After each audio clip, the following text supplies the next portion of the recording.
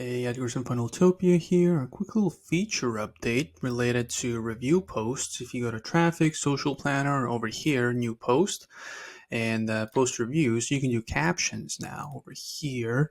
And yeah, essentially that was like a requested feature. So now along with the actual review, which, so that this is a way to automate it. So when somebody leaves a review on your, let's say your Facebook page, you can do like an automated post. You can see some customization here. You can connect the actual review source, right? Let's say we have like over here, you can see under settings integrations, we have some Facebook pages connected.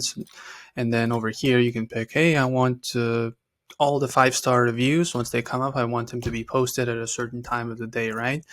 And then over here, you can connect it to your channel, one of your channels, which ones you want to have those automated posts, and then obviously how frequently, what time. And this is the new part, right? So that's a new nifty little feature. Obviously you can do like a background as well over here. That's extra customization, but yeah, go check it out. If you're getting reviews, this is a nice way to kind of showcase them.